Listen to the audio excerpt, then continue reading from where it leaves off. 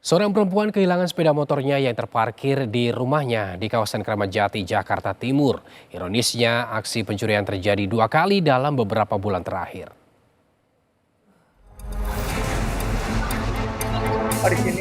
Nasib sial menimpa Novia, warga di kawasan Kramat Jati, Jakarta Timur. Dalam waktu yang berdekatan, ia harus kehilangan 2 sepeda motor yang terparkir di rumahnya. Sepeda motor yang terparkir di rumahnya raib digondol pencuri. Aksi pencurian terekam kamera pengawas. Pelaku mengendap-endap masuk ke halaman korban dan langsung menggondol sepeda motor.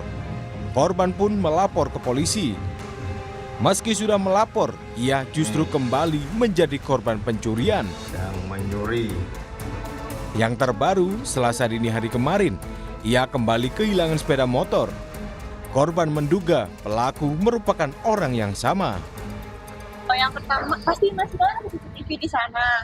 Pertama di sini, yang kedua di sini. Itu dulu pas yang pertama itu dia pembangunan, masih bangunan ini masih yang maksudnya belum bangunan kayak sekarang. Kalau yang kedua itu dia udah jadi bangunan, terus baru 1 hari kemarin.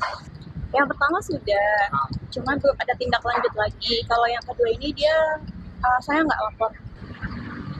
2 orang. 2 orang. Itu ada kemungkinan nggak kejadian pertama dan kejadian kedua ini pelaku yang sama atau bagaimana?